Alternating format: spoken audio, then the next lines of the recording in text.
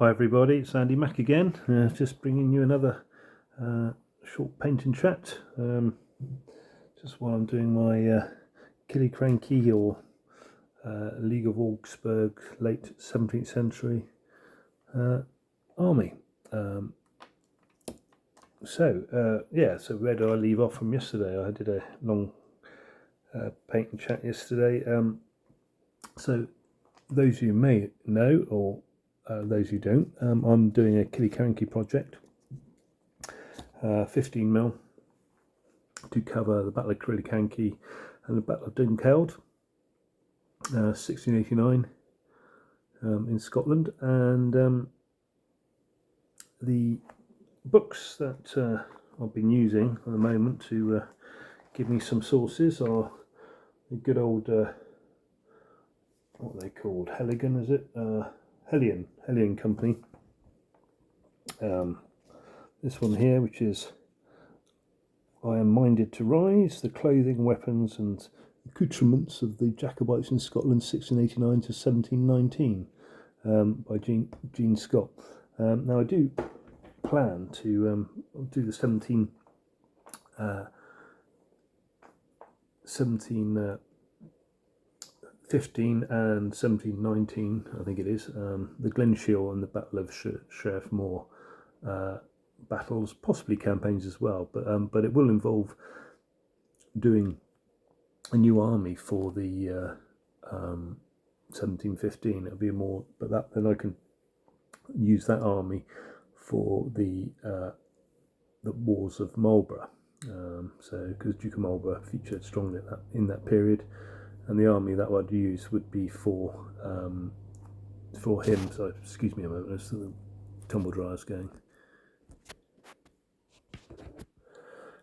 There's also I think in 1708 there was a near invasion by the French. Now I'm assuming 1708 is a transitional period where the uniforms would have been somewhat either League of Augsburg, which is what you can see in front of you, the sort of floppy hat, late 17th century, the similar sort of uniform that was featured in the Battle of Sedgemoor, Battle of the Boyne. So at what point it transitioned from the sort of flappy hat, as we would expect, to a tricorn style uniform, I don't know. And I know tricorns were really floppy hats which are just sort of tied up. But obviously in figure manufacturers, they all are shown routinely normally. If you're fighting the Marlborough period, they're all in tricorns or hats tied up. And if you're fighting in the League of Augsburg or the sort of Battle of Boyne periods, then it's definitely floppy hats aplenty. So so I'll have to do some research on that 1708. But yeah, 1708 was, I think the French were going to invade with quite a big army, and they were turned back the last minute. I think the Royal Navy or something intercepted or threatened, or the tide gave them the sense to turn back, and obviously that was the end of that potential invasion. The French didn't actually land, or there was nothing came of it. But obviously you had the 1689, 1715, which was a big Jacobite rebellion, and then you have the Glenshiel one, which was a sort of bit of a backwater rebellion, which didn't really come to much because it was stamped out very quickly. But all very interesting little campaigns or little episodes. So anyway, we'll see how it goes. Now, so the other books, which is a general good bit of reference that I've used, is this one here, which also has got some wargame rules in, which I haven't really looked at properly yet, but is Raise the Clans, the Wargamer's Guide to Jacobite Britain. That's by, pardon me, Martin Hackett, which is not a bad, as I say, it's a guide. So it's quite surface. The pictures, the sort of diagrams and things. It does cover all the prominent Jacobite rebellions with a good summary and more detail from a wargaming perspective where it matters. I just wanted in the Killiecrankie, it didn't give you the one of the important things I'd like to learn for the Killiecrankie government army is the uniform. Now, I think predominantly they're all going to be in red, but it's what their facings were, was facing the turnbacks of their cuffs were generally would differ according to regiments, and sometimes the breeches as well. So yeah, I haven't got quite insight on that yet, but certainly that Jacobite Britain gives you a good sort of flavour of the Jacobite rebellion period, and stimulates interest and considerations for wargaming it. Now, going forward, I mentioned yesterday that about the rules, what rules to wargame, and you can gain and lose a lot from choosing the wrong set of rules for a period. Now, for the Killiecrankie and Gunkeld, I think Killiecrankie is very much just a roll the dice, charge down the hill and see how you get on type of episode. I think the hill was slightly terraced, so there was periods of time where I think that sort of terrace, I mean, this might be myth, I have to check the sources and check it all out, but I was led to understand that there was periods when the Scots Highlanders were moving down the hill, there was the period parts of that hill was dead ground, so obviously it's just the sort of gave a little bit of cover as it came down. But that said, I think they still did suffer quite serious casualties when they did, following the battle. I think there was quite a Hugh Mackay was the government general, who was quite a seasoned veteran, and he went on to fight in Ireland as well at the Battle of Boyne. I think it was at the Battle of Boyne. Oh no, sorry, I think there was a couple of the other battles in Ireland, but I'm not sure if he was at the Boyne or not. But he may have died before the Boyne actually. But yeah, he died at age 52 in the sort of the Battle of Boyne campaign.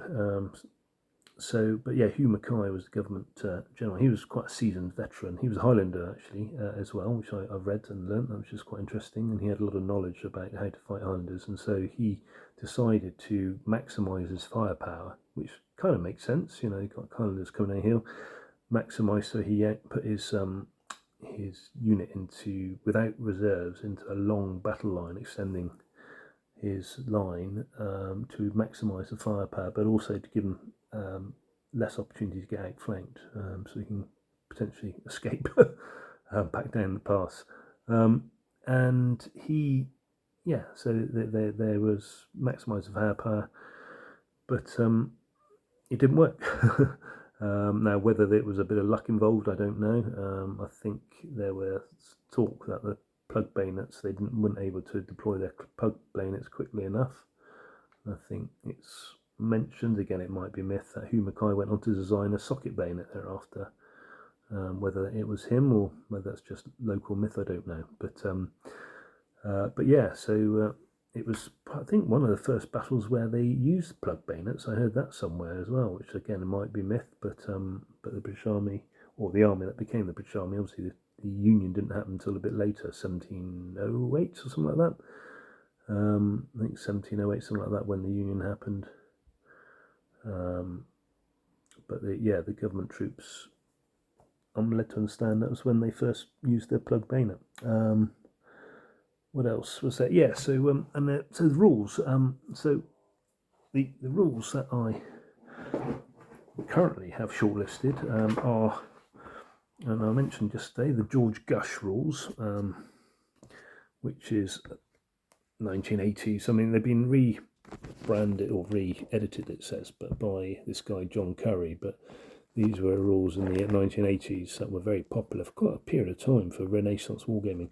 But as you can see, they do end in 1700, so it's right at the twilight of these rules that these campaigns I'm planning to fight would take place. But that said, I have played them when I was younger, for English Civil War battles, and I do think they do cover it quite well.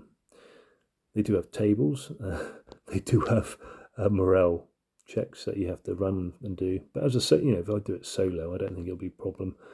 and I can always pause the video if it's dull, me counting up the morale. But yeah, I always like them played well, and as it were, not complicated. And what's more, they've got a part at the end of the rules that include siege warfare and fighting built up areas. So you can sort of, although it's 1 to 20 scale, when you're fighting in built up areas and siege, you can have it perfect.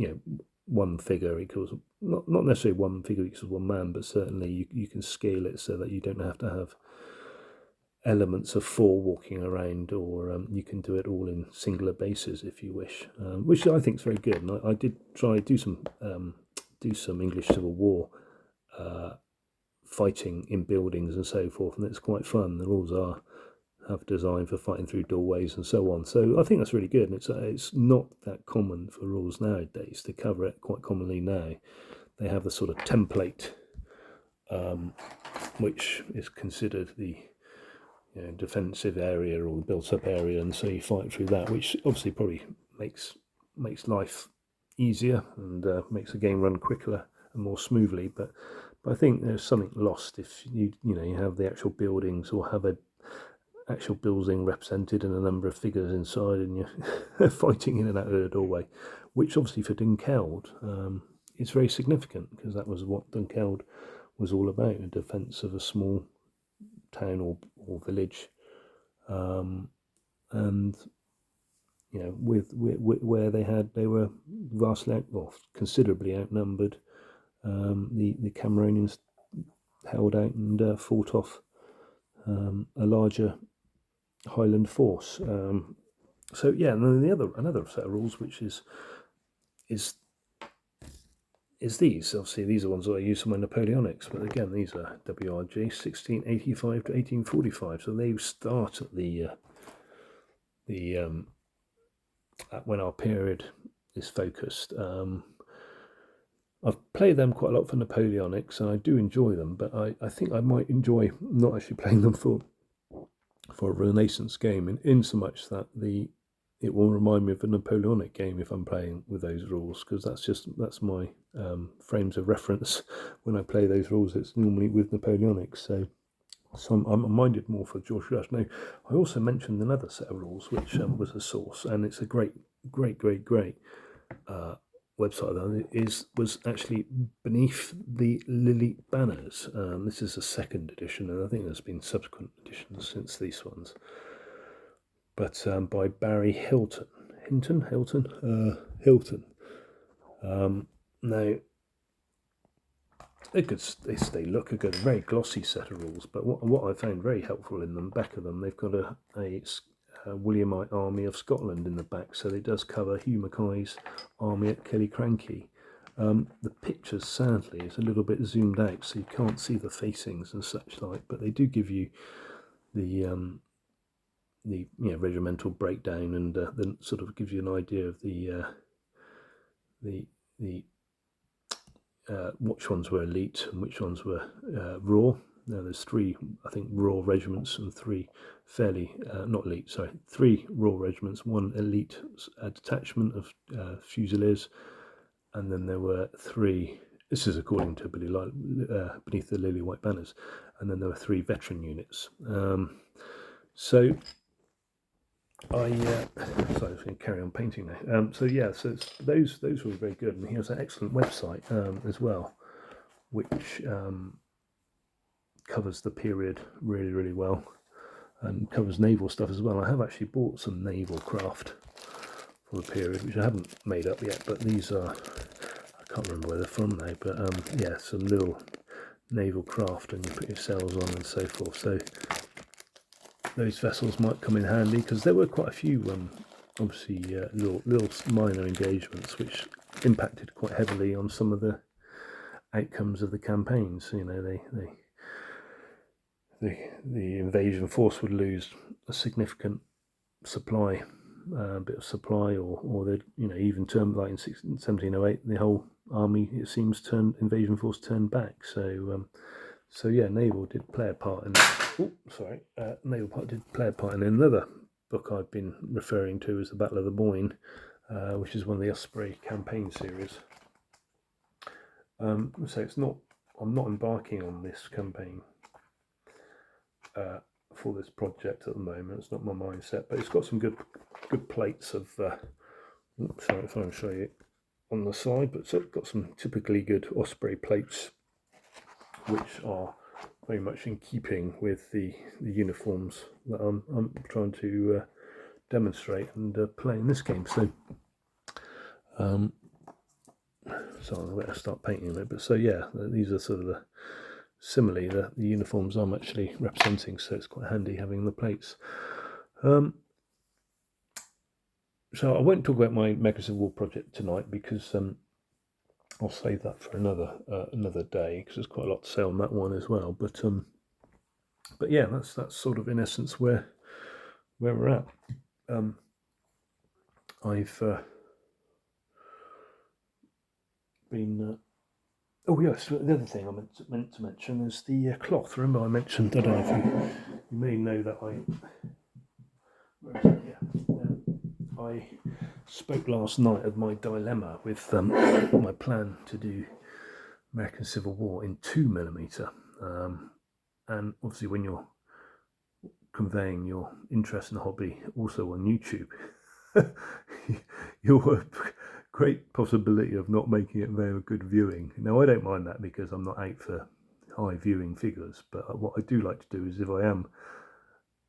if people have the patience, tolerance, and stamina to stay with my presentation, it would be nice if they did feel actually that would look quite good. And some of my other battle projects, when I've done the actual YouTube, they've looked quite good, albeit most of the battles I haven't finished through circumstance, which I hope will change next year because I'm retiring and I'll have a lot more time to plan things. And now the children are all adults and doing their own thing, I should be well placed to see some battle reports actually through to completion, and also leave tables up and things like that. But anyway, I was talking about 2mm Mega Civil War, and I wasn't going to discuss Mega Civil War too much, and I'll save most of it for another day. But the fleece I got for, remember I mentioned about the trees, or you may not if you didn't watch it, but one of the dilemmas for 2mm wargaming was the fact that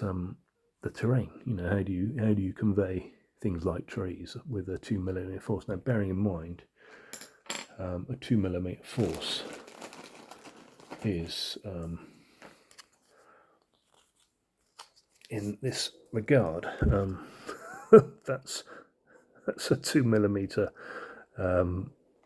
2mm force. So they are really, really small. And when you compare them to a 15mm figure, let me find a 15mm figure, and you think how small 15mm is for YouTube. Well, these guys are mega small. Now, so what I've got is this fleece, and I think it'll look really good. So I'll just get that one again if I bring it back. Now, what you've got to imagine is it will just be covering a bit of cardboard hill or something like that, and make it look a little bit more tree-like. And once it's got, if you were to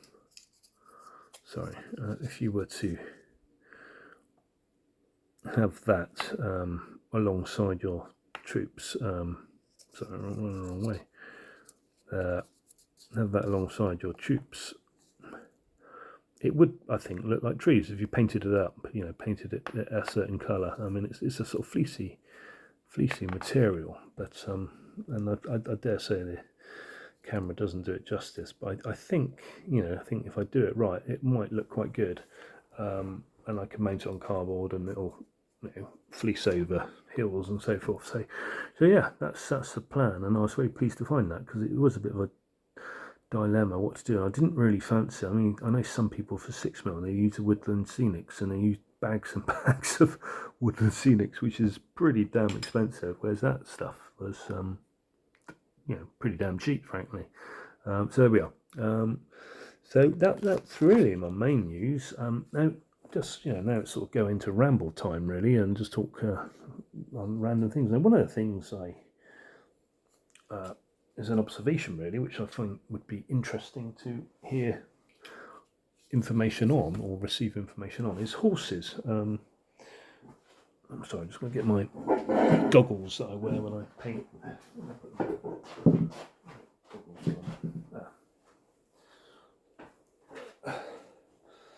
I've got these goggle things which I wear. Is horses. Obviously, we're off all our figures when we wargame. Routinely are sort of, they all look quite substantial horses in the main.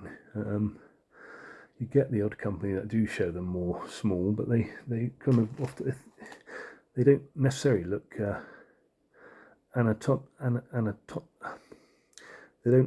they don't actually look like proper horses anatomically. Oh, well, I don't know what the word is, but and most of the horses are sort of look like thoroughbred racing horses, or huge, great big horses. And if you think back in when armies were needing horses and so forth, most horses that would either have been, I would imagine, farm horses or cart horses or small ponies. I think there'd be few and far between, but the sort of charger, your great steed, would probably be few and far between, I would imagine.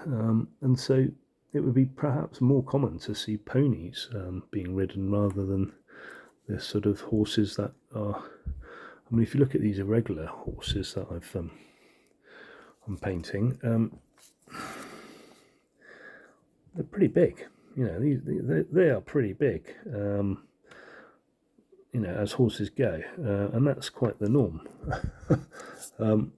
But I would, be interesting to hear if what proportion of those sort of horses were available to armies, and I imagine that our units from London or the sort of the gentry would have probably had good quality, big powerful horses and so forth, because they would do hunting, for hunting, but the most horses, I would imagine, were of the stock that would be not designed for fighting, or that would be not less suited for fighting, and more either your sort of cart horse or your nag, sort of that would use for going to and from the local place to market or whatever it might be.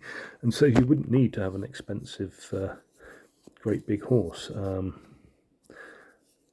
I don't know, but it certainly things like that in our hobby we don't hear much about. And I know previously it was mentioned, someone gave observation about the Bear Tapestry and how the horses portrayed in that looked like they were ponies, rather than horses. You think about the knight and riding great big chargers, war horse and that kind of thing, but actually the likelihood probably was that they were just ponies, small. So if you, I don't know if you know the sort of the ponies you see on Dartmoor and the New Forest and Exmoor and various other places around. They're small, but Welsh ponies as well, small, stocky, short-legged, but fairly powerful horses. Of course, in Scotland, you've got the Shetland ponies as well, which are even more small. And they would have been, but on the Bear Tapestry, I don't know how, but they do look particularly small, the horses, when you consider the folklore around the Normans and Norman knights and so on. So yeah, it's just whether or not the armies would have had big horses, or would they have had more sort of ponies that were possibly. I don't know. I don't know. Don't know much about equine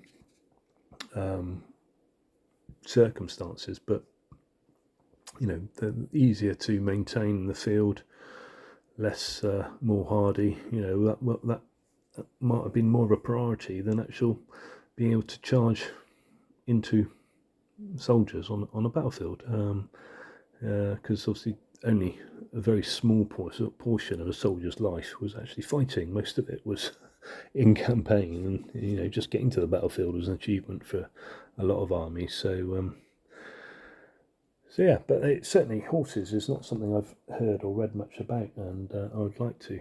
I find it interesting to hear about more, particularly in these sort of periods like the Jacobite rebellions and so on, because I can't imagine there's horses in Scotland, and I don't think cavalry featured very strongly in the Jacobite battles, but I can't imagine the horses in Scotland would have been war horses or anything like that. They would have been probably just ponies. And equally down in the Sedgemoor rebellions as well, and there was a lot of the militia, I would dare say, would use lighter horses than perhaps is portrayed. Yeah, anyway, just an observation. Bear with me. I'm just going to try now to use some of these, which I've not really used much. Again, Army Painter. I don't even know they do them anymore, because they sort of talk about these speed paints now. But the Army Painter Quick Shade Mid Brown. What I'm trying to look to try and do is see how that fares on a sort of cream coloured horse. It does give it quite a nice wash. So I'll give it a coat of this and see how it looks, and then I'll see what else I need to do to jazz it up. But yeah, a bit experimental, but I've got to get also a picture of all the different types of horses, because my horse painting is very much a bit of a slap it on type approach, and put a bit of black on or a bit brown, and not really following. I mean, it looks all right at 15mm, you know, with what I want, but it doesn't really necessarily follow the traditions of the different types of horses that you had. So it'd be nice to get a little reference card or sheet of the not uniforms, but the horse colours, you know, different types of horses and their various colours, the main colours versus the rest of it. I mean, some of them it's quite easy to remember. You sort of got a dark brown or a sort of browny coloured thing, and then you have black mane, and you know, the standard stereotypical thing, and the greys are fairly speckled bits around the hind part of the horse, and white with a sort of grey hue to it, and then speckled bits around it. Yeah, so there are ones that I can kind of think about, but I don't often reflect them very well on my armies. I just tend to put them brown, black, kind of white or cream, with a bit of a wash of some kind, shape or form, and then just do the manes accordingly. I'm sure they do fall into some horse specifications, but it's not something and I ought to now really take more time to get more accuracy with it. If it looks good, I just tended to do it. But no, these washes look quite good. I think I'm quite happy with that.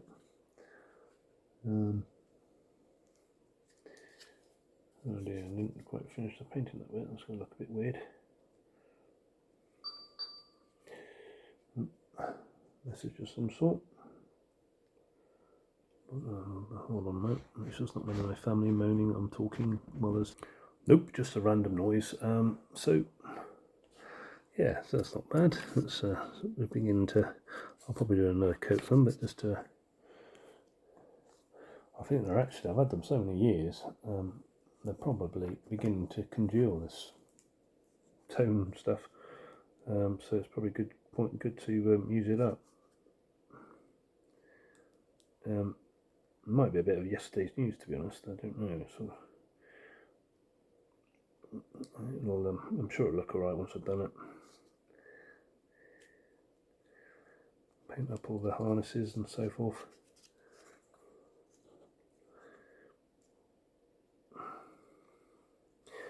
So yeah, rules for the Jacobite Rebellion. There's probably loads of them out there, but I'm not big. I don't do 28mm. I'm very tempted, very tempted indeed to do 28mm for the 1715 period. Really, because then they can go on and fight the Wars of Spanish Succession. And you know, in 28mm, and that might be quite fun, but I just don't have the space that I would want to pull off a 28mm battle, really, of the type that I would enjoy, and also the buildings and so on. I mean, I tend to, if I'm fighting 15, I tend to do buildings, the building side of things, often in 10mm, because I just think the footprint looks better. And they're coming on. So it doesn't really do it much justice, but it does look quite good actually from my point of view. So yeah, so I don't know. Would you 20mm buildings or 28mm? Would you? I don't know. The footprints are so big, and it means that a lot of the battles, Napoleonics included, commonly are on the sort of 6x4 or 8x6 kind of thing. They just don't. They look a bit too toy soldiery for my liking. he says with poorly painted and demonstrated 15mm figures, but yeah, I don't know. Something about it. I'm not wholly convinced.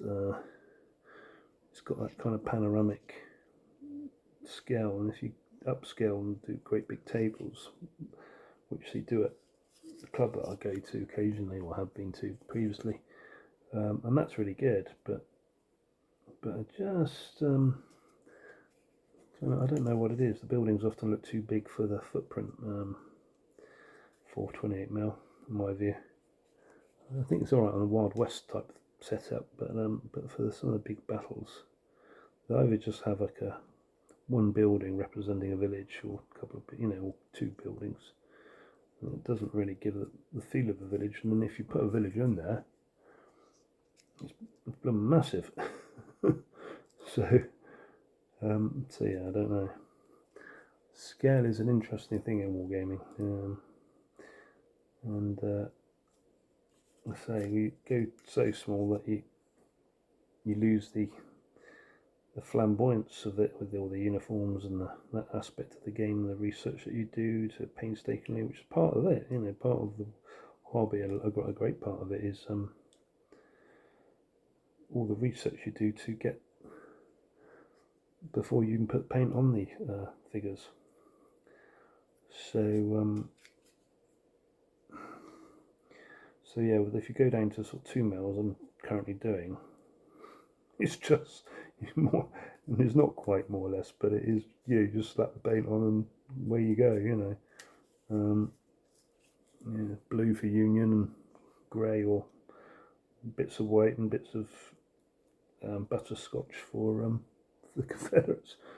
I mean, it is that, but it also, you kind of also experiment with how they look from a distance, and is there enough? Does it glow enough, if you like, for the table, or the base, I should say, and what base coat do you do? How do you do your basing to complement the colours, and so on and so forth.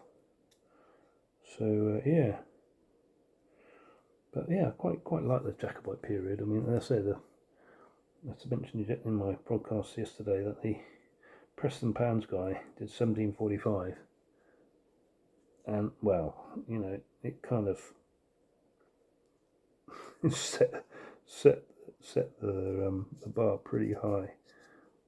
So I don't know if I'd ever have he did it all in 28mm as well. How he forwarded all the figures, and he might have recycled stuff, but it was so convincing. Everything was really good. The maps, he had all the maps, historical maps, reflecting on the battle, and even places like Guildford. He did the map of Guildford, and area around Guildford so they could fight a brief encounter there. Brilliant, really good. I don't know if he's been planning it for years. You know, clearly he's a great enthusiast for the period, an ambassador as well. You know, but yeah, I was really impressed. You know, no, didn't cut corners. Well, didn't seem to cut corners on anything,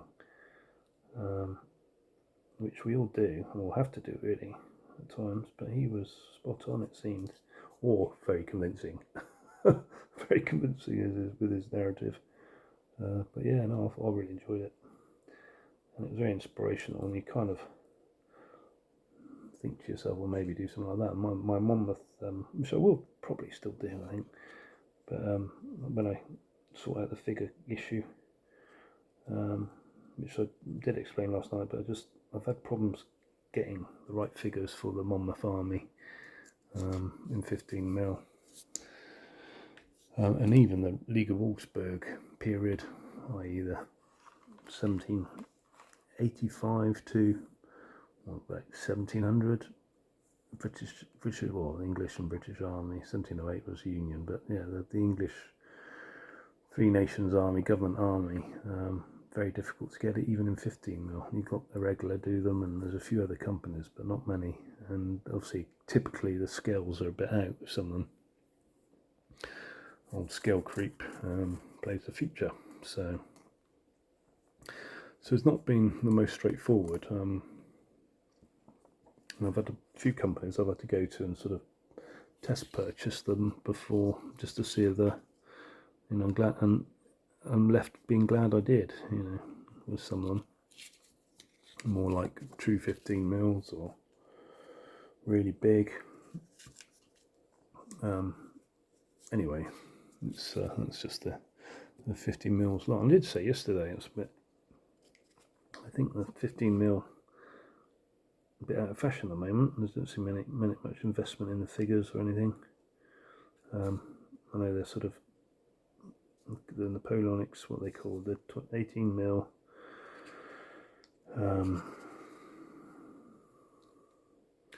What are they called? The 18mm, 15 Napoleonics. I can't remember what the company's called now, but used to be Battle Honours, and then the AB. They're all the rage, but they're sort of well expensive, and which I don't mind. You know, I don't mind paying a bit of expense and stuff, but it's just everything has to be 18 AB. You know, it's a few of the companies aren't accessible for us in UK anymore. Battle Honours I used to like for Napoleonics, and they're not accessible, I don't think. We got Blue Moon, and they got quite a few others, and but you know, they're all kind of not that compatible with each other, or the ranges don't cover the period that I want them to cover. So I'm tempted to buy a 28mm Dixon War's Spanish Succession English Army to crack open the 1715 part of the project, but that's a big commitment, isn't it? You can get the Dixon do a and they look quite good, I think. Dixon do a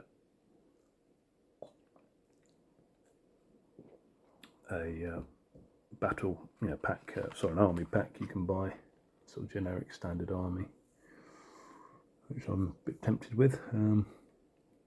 Although sometimes when you buy those, they're all the figures that no one would ever want, which would be quite funny. Sort of Hyde Ports and sort of 17th century guys at Hyde Port, and doing bizarre postures and things, but no. But yeah, so I don't know. I'm toying with doing a 28mm thing. The last 28mm army I painted was a British World War II army from Footsore Miniatures. Sort of got a job lot there. They did a sale of some sort, and I was very pleased with it. Painted it up, no issues. But I don't know. I just not that. Joy's bit out, a bit of flash on this one. Joy's a bit out with 28mm for me. Storage as well, you know, like 3 times the storage, isn't it? So I don't know, but I got all my friends, or my wargaming friends I should say, they all do 28mm, so I'm very much in the minority doing 15mm.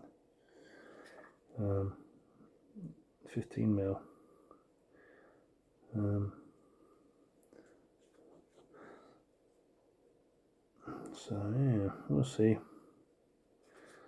Retirement beckons, so maybe I'll have time to do a 28mm projects and space to do it as well. We'll see.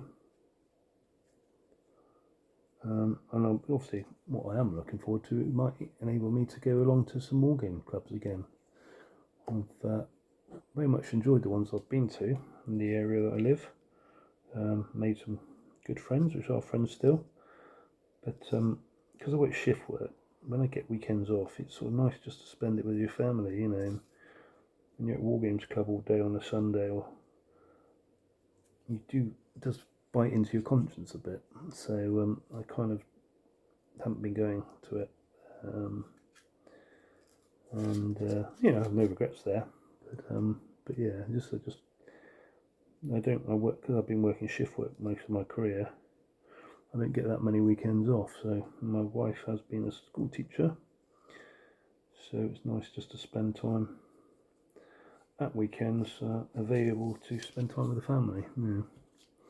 So that was the decision I made on it. So, but you know, time will come where I'll be able to make hay in the wargaming world again. Let's wait. Let's go to Lou quickly. Right, got about 20 minutes more, guys. So, or 10-15 minutes more. So I'm working early tomorrow, so I'm not going to have a lot of sleep. It's nearly midnight, so I will be finishing off quite soon. Right, let's try dark tone on that. What's this? Similarly, just one dried up.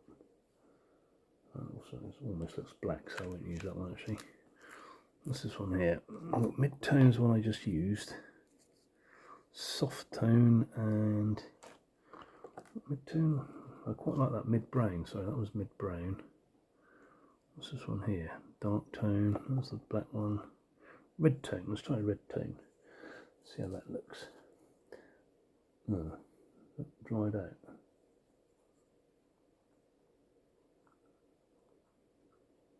Oh no, still there. Looks like it's still there. Yeah, still there, just almost dried out. So these ones here, so I'll do it on these sort of brown horses because it will probably give it a, yeah, nice, gives it a nice sort of 3D look up to it a bit more. Don't know if I'll keep it that way, but we'll see. Got way more horses than I need for Killiecrankie at the moment, but obviously in the background of all my concern is the Sedgemoor campaign and the Scottish campaign of perhaps 1708, but also the campaign of Duke of Argyll, the 1685 Duke of Argyll campaign, which interestingly with that campaign, and one of the reasons why I want to do it is it's a bit like poacher turned gamekeeper. In 1685 was the Duke of Argyll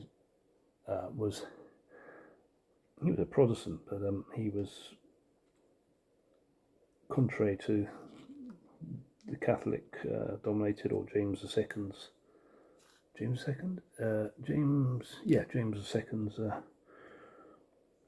Scottish leaderships. I mean, Scotland's a bit unusual because it's not all about just Protestant and Catholic. There's also about the Scottish Church and Episcopalian, is it, or something? Anyway, so yeah, it's not as simple as what I'm just sounding. It's probably not simply a Protestant Catholic matter at all. But yeah, he came over as a rebel, much like Monmouth did, and obviously James II was the king, and all the people that became the Jacobites rebels later on, all the noteworthy people were the government troops of that campaign. So the characters that you see as Jacobite rebels later on were actually the government troops when the Duke of Argyll did his rebellion, and similarly in Sedgemoor campaign as well. For some of them, which I think is really interesting. So sort of poacher turned gamekeeper type scenario. Although Duke of Argyll was executed, so he didn't have that. He didn't have the opportunity to see how things panned out. But I think it's interesting. Yeah. What else is on there? So yeah, war games. Haven't been to many. I said yesterday in my podcast I haven't been to many war game show for a while. I can't be doing with Salute. I usually like to go to Warfare and some of the smaller shows I would go to, but I've just not had time or opportunity to go to them. Used to be a couple in Bristol I used to like going to, which, small scale, but everyone makes a bit of an effort and it's quite fun. I haven't ever done competition wargaming really, so that's something which maybe some of my friends have done it previously. There's a British, I can't remember what they call it now, there's an organisation and website for wargaming, Art de la Gare, and what ones they do, the DBMM. So I haven't ever done that really. Some of my friends, when I was younger, and this is one of the influential wargaming experiences, my friends went up to wargame at the Derby. They used to do the World Championships at Derby years ago, and they actually won it. So we went out there. We did some of my friends were from Derby at that time, and they did a demo game. We did a Battle of Blenheim, or I can't remember if it was Blenheim or one of the side battles of it, but it was all in that period. And but my other friends were fighting or doing the possibly even 6th edition back then, ancient 6th edition, or no, I don't think it was 7th, but 6th edition certainly, or George Gush, or it may have been DBM, but they won it. Yeah, so they won the shield or whatever it was, and it was quite a nice weekend. It was very memorable for me. When I must have been about 18, 17, something like that. Maybe a little bit older, but yeah, they won it, so it was quite cool. They all still are interested in wargaming, which is nice. Don't see them much now. Obviously, people play their own furrow and do their own thing. Obviously, back then I was very much a youth. Not, but now I've got career and family and all that kind of stuff. So you sort of don't see people so much. But what else? So other things I want to go and see and do, and want to do battlefields. So I mentioned that. I want to see some battlefields. Maybe do some tours around the lesser known battlefield. I always used to drive past Braddock Down in Cornwall, little place. If you go into sort of quite not as far up as you enter Cornwall, really, in the area around Lostwithiel, depending on which road you go on, the Plymouth Road or the A30. I can't remember what the road is called now, but the A road that takes you straight down into bottom of Cornwall from Exeter. But if you go the Plymouth way and you go here, Lostwithiel, Braddock Down's a very small place en route, and yet that was a feature of the English Civil War. And I dare say if you go there, it will be very much unchanged. I don't know how well documented the battle is, but it was a small battle, but it was significant in so much that it was part of Sir Ralph Hopton's campaign to stardom, really. And it was one of I think it was one of his early battles. It might have been Godolphin or one of the Cornish people instead of Ralph. But at what point Ralph joined the army, I don't know. But he was a royalist general. And but yeah, the Cornish royalists, I think, won that one as well. And but brought it down. I often used to pass it and think, I like to start deviate and go and see the battlefield and the I think there's a little church there as well, which is very much of the period that you can see. And so that's the sort of place I like to go. Not the big battlefields because they've been well walked and talked about, but the lesser known places, which would be quite nice to highlight on YouTube, maybe, if people are interested, or just as a diary for my interest, which is what a lot of my thing is for, really. Nice to look back and see what you've been doing, keeping your mind occupied and so on. So just a little diary for my interest in wargaming. It's quite personal, isn't it, wargaming? It's not sort of something you're part of a team or anything like that necessarily. It's quite a personal interest, and it's you have quirky sides to it that you're interested in one area than over another, or one period over another, and so it is quite personal. So it's quite nice to have a diary of your hobby that you spend so much time doing. And that's one reason. That's probably the primary reason why I do my diary. It's interesting. I love watching other people's stuff and other people's enthusiastic amateurs with topics. As I said, I mentioned James Rattray was a channel. A chap who I think he lives up in Killiecrankie itself, and he's been involved in the issues up and around the battlefield there. But he does a very good presentation. But you can tell he's was extremely enthusiastic about the history of the battle fight and the battlefield, and takes great pride in telling the story, it seems. So but that's tenfold across the country with lots of different people telling you what they've been doing, and even wargamers, when they present their projects, it's lovely to watch people with the interest and the enthusiasm that they share, and cutting out all the chaff along the way if you can. Straight to the point and see what they're doing is good. Anyway, it's midnight now nearly, so I've been talking 51 minutes, so I will upload this one. I will bring you some completed stuff at some point, but I just thought I'd get my momentum rolling by hopefully consistently bringing you stuff, even if you feel it's a bit dull. You're going to get it anyway, because it's just my way of creating a head of steam, if you like, to keep on and get my projects done. So by all means, watch it if you wish and have the stamina and stomach for it, but if you don't, that's no problem at all. And I look forward to more of the same, perhaps a bit longer. I will bring you my American Civil War stuff, because that's quite an interesting pathway I've been evolving. And that'll be that'll give you some subject matter, and I'll show you what I've been doing with that and what my plans are. And I think that one will come to fruition quite straightforwardly, really. I've got everything I need now, I think. I've got the buildings, the troops and figures. They're quite easy to paint and quick to paint, being so small. And I've got the cloth, and I just, with the summer coming now, I'll be able to sort of paint things outside on the table and ideally get things done, and then hopefully bring you something. And with this project, I think it won't be that long. So I have painted up a load of Scots already anyway. It won't be that long until I'll be able to do Killiecrankie, I don't think, he says. But beyond that, the other rebellions, it'll probably be a little while, 1715 or 1708 or whatever, if I have to go into, when I go into the Marlborough stuff. Whether I do it 28mm or 15mm, we'll see. We'll go from there. Anyway, guys, thank you very much. I hope the project's going well and this finds you all safe and well. And bye for now. Bye.